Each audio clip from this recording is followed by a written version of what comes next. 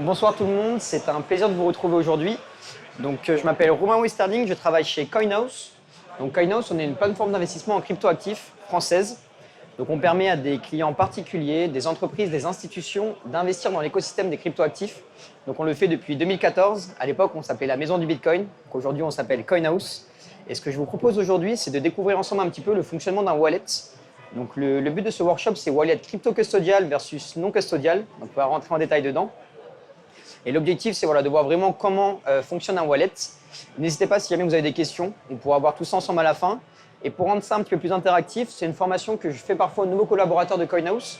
Et on va voir en live ensemble comment fonctionne un petit peu le fonctionnement de cette clé. Et soit, vous verrez, on se sent un petit peu comme James Bond parce qu'il y a quelques petites choses intéressantes. Au niveau du programme, on va voir ensemble qu'est-ce qu'un portefeuille, ce fameux wallet. Comme si vous avez dans votre poche un portefeuille avec votre carte bancaire, votre cash et comment ça fonctionne. Une clé privée et une clé publique. On entend souvent parler de clé privée. La configuration d'une clé Ledger. Ensuite, on fera un parcours client chez CoinHouse parce qu'on accompagne des clients pour programmer ces fameuses clés. Et je vous montrerai quelques exemples aussi pourquoi il faut être vigilant lorsqu'on a soi-même et qu'on manipule soi-même ses actifs. Tout simplement, aujourd'hui, un portefeuille centralisé, c'est ce qu'on va appeler un procédé de stockage numérique de vos crypto-actifs. Dans le cadre d'une plateforme comme CoinHouse, nous, ce qu'on va faire, c'est qu'on va détenir la clé privée de nos clients.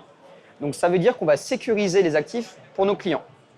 Chez CoinHouse, il faut savoir que ce qu'on appelle la fameuse custody, le fait d'avoir vos actifs chez nous, c'est totalement gratuit. Et encore une fois, on va prendre en charge toute la partie sécurité. Pourquoi l'écosystème français est assez intéressant? Parce que depuis 2009, on a une loi, depuis la loi Pacte, on a un statut qui est obligatoire, c'est ce qu'on appelle être un prestataire sur actifs numériques. Et aujourd'hui, lorsque vous allez utiliser une plateforme, je vous recommande tout le temps de vérifier qu'elle soit bien PSAN, de faire les recherches nécessaires. Et ces PSAN, ils ont un contrôle quand même très strict, notamment par rapport aux autorités, sur ces portefeuilles centralisés. Lorsque vous allez avoir un portefeuille qu'on appelle décentralisé, c'est toujours pareil, c'est un procédé pour stocker vos actifs, et vous allez détenir vous-même votre clé privée. Ça, on va voir ensemble ce qu'est une fameuse clé privée. Et la différence, c'est que vous allez totalement posséder vos actifs. Un des exemples qu'on va prendre un petit peu et qui est parlant, c'est comme si vous alliez à la banque, quand vous retirez du cash et que vous mettez dans un coffre-fort chez vous, c'est vous-même qui êtes dépendant de cette sécurité. C'est vous qui allez assurer d'avoir le code de votre coffre-fort et c'est vous qui détenez votre argent. Et vous êtes le seul responsable de la sécurité de vos actifs. Ça, c'est vraiment la deux différences entre un wallet custodial et non custodial. Aujourd'hui, qu'est-ce qu'une clé privée? La fameuse clé privée, aujourd'hui, ça va être la base de son portefeuille et ça vous permet d'accéder à vos crypto-actifs. Une clé privée, qu'est-ce que c'est? Ça va être un nombre aléatoire qui va être généré et qui va être compris entre 1 et 2 puissance 256. Enfin, plutôt à 2 puissance 256. Pour vous donner un petit peu un ordre d'idée, dans l'univers, on a 10 puissance 80 atomes. C'est un chiffre qui est infiniment grand. Et ce chiffre, ça correspond à un chiffre qui peut prendre la forme de 10 puissance 77. C'est infiniment gigantesque. Cette clé privée, elle va prendre la forme ce qu'on appelle d'une suite de 12 à 24 mots, qu'on appelle la fameuse seed phrase ou la phrase mnémotechnique. Et en fait, il ne faudra jamais la communiquer à personne, puisque la personne qui détient cette clé privée, elle va être en mesure de prouver à la blockchain, de prouver à ce grand livre de registre qui est décentralisé, que vous êtes bien le propriétaire de vos actifs. Encore une fois, par exemple, dans le cadre d'une plateforme comme CoinHouse, cette clé privée, on va la conserver pour nos clients. Comme ça, vous n'avez pas à vous soucier de cette sécurité. Aujourd'hui, lorsqu'on va avoir une clé privée, on va toujours avoir aussi ce qu'on appelle une clé publique. Une clé publique, ça va toujours de pair avec la clé privée. Votre clé publique, elle va être générée à partir de votre clé privée. Pour un petit peu simplifier, c'est comme si aujourd'hui, votre clé publique, c'était votre adresse email. N'importe qui peut vous envoyer un email sur cette adresse mail. Et votre clé privée, ça va être le mot de passe. Si vous voulez accéder au contenu de vos emails, vous allez avoir besoin de votre clé privée. Et bien évidemment, vous n'allez pas passer votre mot de passe de votre boîte mail à n'importe qui. Vous n'avez pas forcément envie que tout le monde puisse accéder à vos emails. Pour vous donner un petit peu un exemple de comment ça fonctionne, cette signature, si par exemple aujourd'hui je veux envoyer un bitcoin à quelqu'un, donc je veux transférer de la valeur sur la blockchain, je vais signer cette transaction avec ma clé privée. Donc je vais dire au réseau, voilà, aujourd'hui j'ai ma clé privée, je signe la signature, je vais pouvoir signer cette transaction, donc je te prouve que c'est bien moi qui détiens ces actifs. Les validateurs du réseau, donc c'est les fameux nœuds, ils vont comparer ma signature avec ma clé publique. Si jamais la signature elle correspond bien à ma clé privée, alors l'opération va être validée et ma transaction elle va être ajoutée à la chaîne de blocs. Donc c'est ce fameux grand livre de registre qui est public et c'est là où on a toutes les transactions. Pour vous donner un exemple sur Bitcoin, c'est pour ça qu'on parle d'une technologie qui est totalement transparente et décentralisée. C'est que depuis la toute première opération qui a lieu en 2009 jusqu'aux opérations qui se passent maintenant, lorsqu'on est en train de se parler, Tout est disponible sur cette fameuse blockchain et accessible à tous. Ça veut dire que n'importe qui peut consulter l'historique et vérifier toutes les opérations qui s'y sont passées. Aujourd'hui, ce que je vais vous proposer, c'est qu'on va voir un petit peu ensemble via une vidéo, pour rendre ça un petit peu plus interactif, comment on configure cette fameuse clé Ledger. Donc pourquoi aujourd'hui je vais vous parler de Ledger? Parce que Ledger, historiquement, c'est notre société sœur. Ça veut dire qu'à l'époque, on s'appelait la maison du Bitcoin. Et un de nos cofondateurs, c'était aussi Eric Larchevêque, qui aujourd'hui aussi est le cofondateur de Ledger. Et Ledger, c'est une de nos licornes françaises.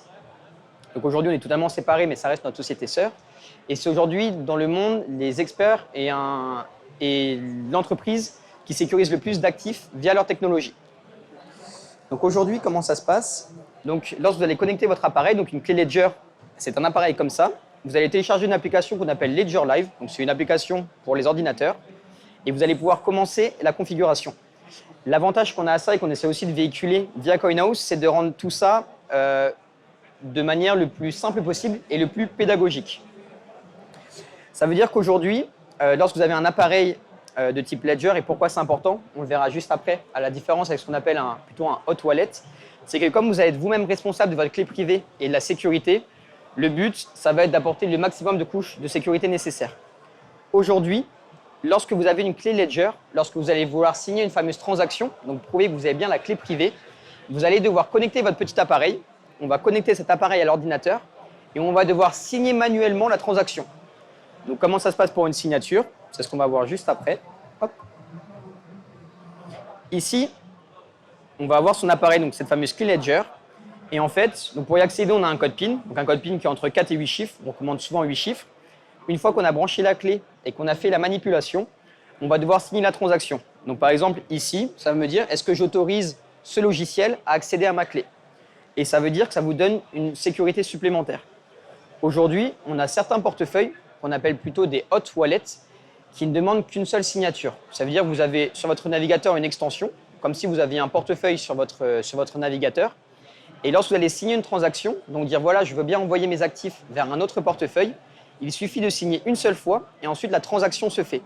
Le risque qu'on a par rapport à ça et qu'on verra à la fin, c'est qu'aujourd'hui, comme on est dans un monde qui est quand même très connecté et avec beaucoup de code, derrière cette technologie, c'est du code, on peut avoir ce qu'on appelle des tentatives de phishing ou de scam et votre ordinateur peut être visé. Un des exemples qu'on verra ensemble, c'est qu'on a une personne qui peut être mal intentionnée qui va vous envoyer un mauvais lien et ce mauvais lien va faire tourner un logiciel sur votre ordinateur et ce logiciel, qu'on peut par exemple appeler un script, va dire si jamais il y a une application, par exemple MetaMask, ce qu'on appelle un hot wallet et qu'il est ouvert, et tu vas transférer tous les actifs.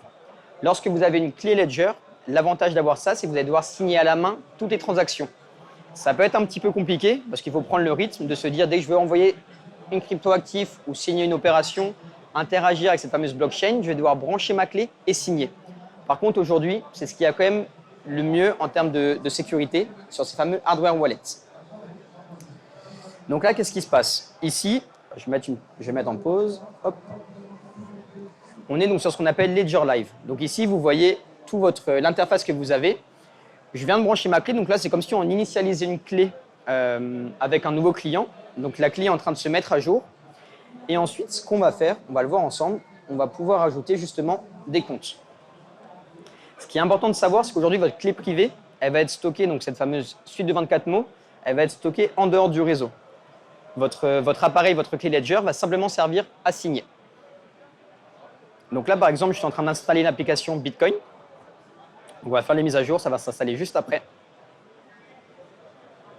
Et ensuite, une fois que le portefeuille Bitcoin sera créé, donc grâce à ma clé privée, j'ai pu créer un compte, je vais pouvoir créer ce qu'on appelle la fameuse adresse publique. Donc je reprends l'exemple de tout à l'heure, c'est comme si vous aviez un email. Là, j'ai programmé mon email et grâce à cette adresse, grâce à cet email, je vais pouvoir commencer à recevoir des actifs. Et cette adresse-là, l'adresse publique, vous pouvez la communiquer à n'importe qui. C'est comme aujourd'hui. Si après cette conférence, j'ai envie qu'on reste en contact, ce qu'on va faire ensemble, c'est que je vais vous passer mon email, vous pourrez m'envoyer des messages et on a le même mécanisme. Une clé publique, c'est pareil. Vous pouvez communiquer cette clé publique. Par contre, vous ne pouvez pas communiquer votre clé privée. Donc là, ce qu'on voit à l'écran, c'est qu'on est en train de faire la mise à jour, puisque toujours pareil, la technologie est véhiculée par Ledger, donc on met à jour l'appareil pour s'assurer que toutes les couches de sécurité sont bien activées.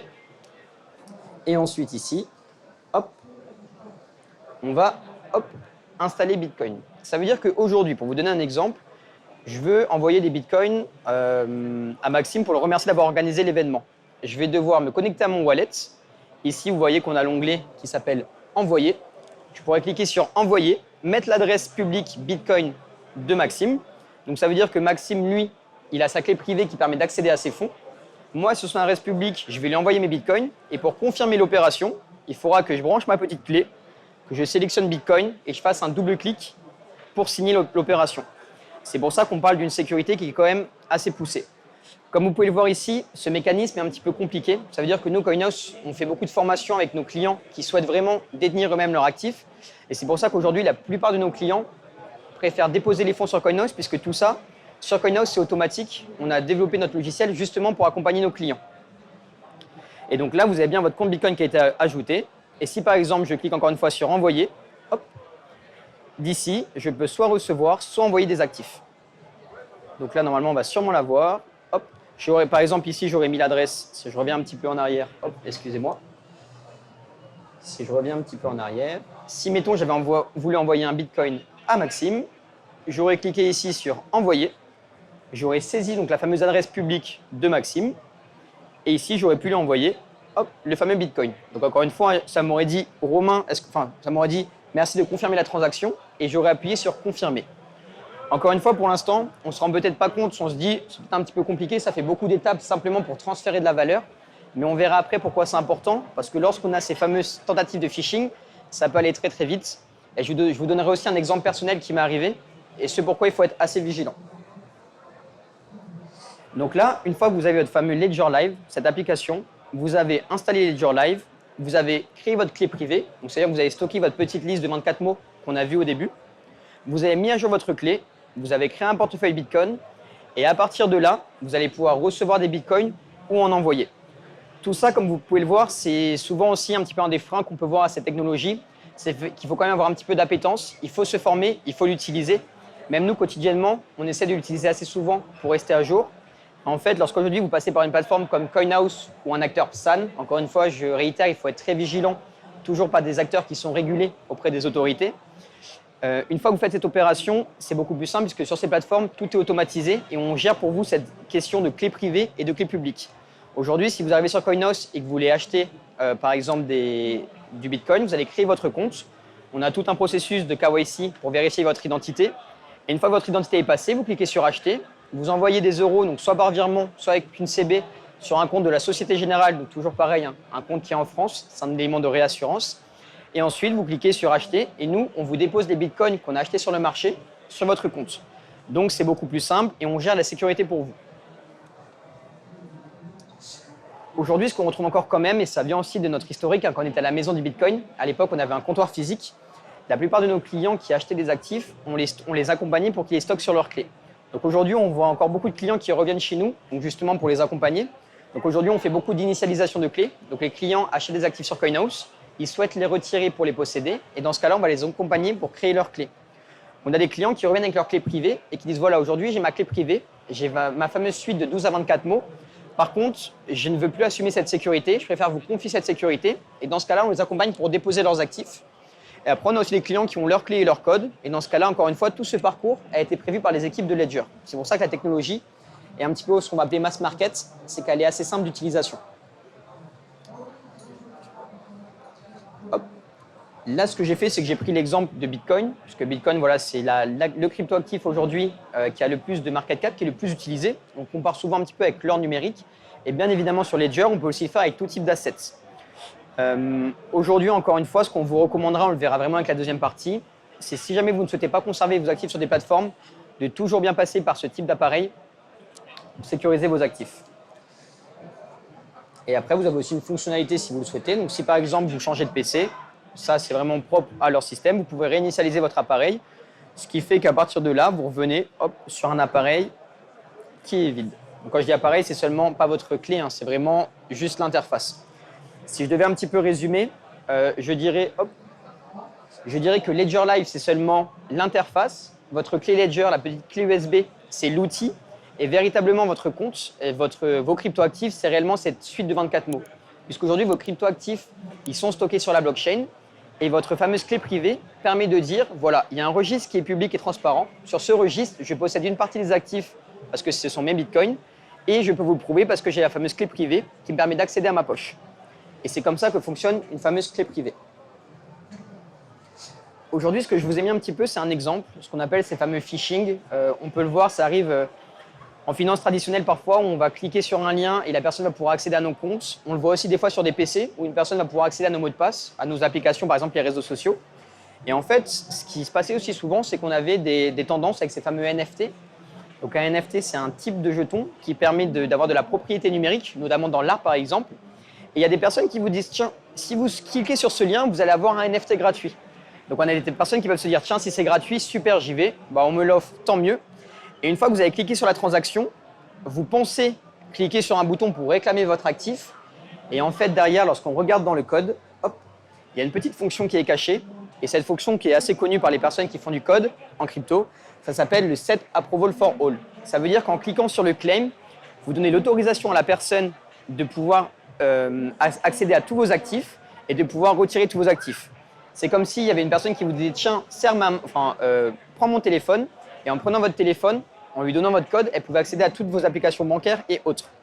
Vous pensez, vous, de votre côté, cliquer hop, sur ce lien-là, et au final, vous avez une fonction qui est cachée, et cette fonction, le but, ça va être de vider vos wallets. Quelque chose qui est aussi assez connu et qui se fait de plus en plus, c'est qu'aujourd'hui, on a des personnes qui contactent des artistes. Donc, on a des artistes aujourd'hui dans le fameux Web3, donc des artistes qui vont créer ces fameux NFT, et ils leur disent, voilà, je t'envoie des modèles, j'aimerais que tu me crées un NFT, et puis dedans, je t'ai aussi mis un document PDF, comme ça, tu vas pouvoir voir un petit peu ce que je fais. Et en fait, ce document PDF, là où c'est un petit peu, à la fois, c'est un petit peu pas du génie, mais c'est très bien monté. En fait, c'est pas un PDF, c'est ce qu'on appelle un screensaver. C'est un fichier qui est caché. On pense cliquer sur un PDF. Moi, ça m'est déjà arrivé. Je vais vous raconter une histoire juste après. Vous pensez cliquer sur un PDF et en fait, derrière, vous avez un fichier qui va tourner automatiquement. Et ce fichier, comme tout à l'heure, il va essayer de détecter si vous n'avez pas un portefeuille sur votre ordinateur et automatiquement, il va vider votre wallet. Si jamais vous aviez une clé Ledger, hop, si jamais par exemple vous aviez une clé Ledger pour vous protéger, ce qui se serait passé, c'est un petit peu l'aventure que je vais vous raconter, c'est que vous auriez dû signer la transaction. Il y a une fois où je participais à un nouveau réseau qui allait se lancer, c'est ce qu'on appelle un testnet. Et pour ça, on demandait de participer, de signer des transactions. Donc ça veut dire que j'avais connecté ma clé Ledger et je signais les transactions en disant voilà, je veux participer et je vais tester le protocole. Et en fait, je faisais ça sur 2 fenêtres et sans m'en rendre compte, d'un coup, je vois une transaction qui passe et ça me dit est-ce que vous autorisez cette opération pour retirer tous vos NFT. Ça veut dire que moi, je pensais signer une transaction et il y a une fenêtre qui apparaît toute seule, donc sur mon Ledger Live, et qui me dit est-ce que tu veux transférer ton NFT à telle adresse. Donc là, le cœur, il s'accélère un petit peu. Et en fait, ce qui se passait, c'est que j'avais cliqué sur un mauvais lien et la personne derrière, donc derrière le lien où je pensais juste signer une transaction, il y avait cette fameuse fonction. J'ai été protégé par ma Ledger puisqu'encore une fois, vous devez signer à la main toutes les opérations et c'est pour ça qu'il faut être très vigilant. Donc voilà un petit peu. Si jamais je devais résumer, si je me remets sur les premières étapes, aujourd'hui, vous aurez vraiment 2 typologies. Aujourd'hui, chez Coinhouse, la plupart de nos clients sont sur ce qu'on appelle ce fameux portefeuille centralisé. Ça veut dire qu'on va conserver les actifs pour eux. On le fait pour des particuliers, on le fait pour des entreprises, on le fait aussi pour des fonds d'investissement. Donc on a des fonds d'investissement qui investissent dans des jeunes projets, qui ont des tokens et pour lesquels on va les sécuriser pour eux. Et après, si vous le souhaitez, une fois que vous aurez commencé à découvrir l'écosystème et que vous voulez interagir à ce qu'on appelle un petit peu plus la finance décentralisée, mais ça, vous aurez sûrement l'occasion de le découvrir dans d'autres conférences, le mieux, ce sera de passer par un fameux portefeuille décentralisé, soit ces fameux hot wallets, ça peut être un MetaMask, le petit renard qui est assez connu, ou alors ça peut être une clé Ledger, ces fameux hardware wallets, et qu'on vous recommandera toujours d'avoir. Donc voilà un petit peu, c'était les bases. J'espère que le tutoriel est peut-être passé un petit peu vite. N'hésitez pas si vous voulez qu'on le revoie ensemble juste après. Et est-ce que vous avez des questions spécifiques par rapport à tous ces éléments? Voilà, n'hésitez pas si jamais vous avez des questions. Si vraiment on doit retenir une chose, c'est que c'est un monde qui va quand même assez vite. Demain, quand on sera un petit peu dans ce qu'on appelle ce fameux mass market, on sera sûrement sur un marché, on utilisera sûrement la technologie blockchain sans s'en rendre compte. Quelque chose qui pourrait arriver assez vite et qui va tous nous concerner avec la loi MiCA en 2025. Donc ça va être une loi européenne. C'est qu'on aura peut-être ce qu'on appelle des monnaies numériques de banque centrale. Donc ce sera peut-être un euro numérique. Et demain, ce qui va se passer, c'est qu'on utilisera donc cet euro numérique pour faire des transactions. Donc comme aujourd'hui, quand vous faites du paiement sans contact, vous payez avec c'est du binaire, ça débite sur votre compte bancaire, c'est des 1 et des 0. C'est avec la technologie SWIFT et Visa. Et demain, si on avait un euro numérique, ce livre de registre, il serait détenu par les banques centrales. Et ensuite, on ferait nos transactions. Donc c'est là on verrait un marché qui serait un petit peu plus, mass market. Et on aura ces notions qui sont très importantes de portefeuille. Et la plupart du temps, cette sécurité sera sûrement assurée par les plateformes. Et encore une fois, toute cette sécurité, bien évidemment, je réitère et c'est vraiment très important, toujours bien vérifier si les entreprises sur lesquelles vous investissez ou qui ont vos actifs sont bien des PSAN, ces fameux prestataires sur actifs numériques. Et tout ça, ça va être régulé par l'AMF, donc l'autorité des marchés financiers. En tout cas, si jamais vous avez des questions supplémentaires, n'hésitez pas à venir nous voir, on est en stand, donc qui est juste derrière. Et encore merci d'avoir été présent.